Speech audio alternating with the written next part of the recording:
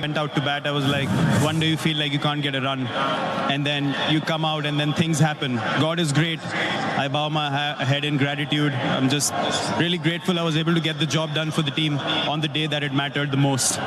It was a different Virat Kohli we saw today, the Virat Kohli we've seen all these years.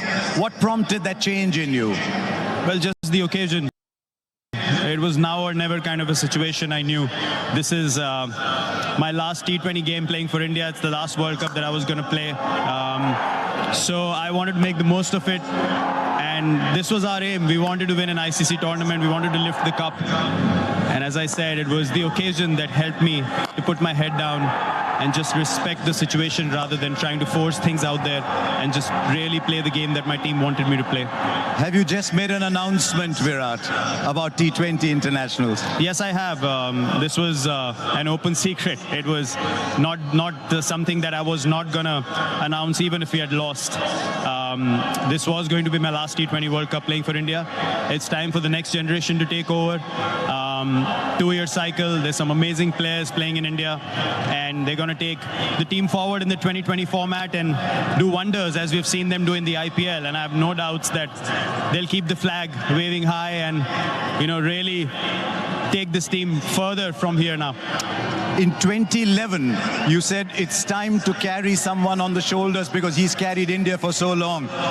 Time to carry you on the shoulders maybe for this? No, I don't think so. I mean, look, it's been a long wait for us, just waiting to win an ICC tournament. And it's not just me alone. You look at someone like Rohit as well. He's played 9 T20 World Cups. This is my 6th. So he deserves it as much as anyone else in the squad. So we're just happy we were able to get the job done. And really, it's hard to explain, the emotions I felt after the game. I knew what kind of mindset I was in. I wasn't very confident in the last few games. I wasn't feeling really good out there.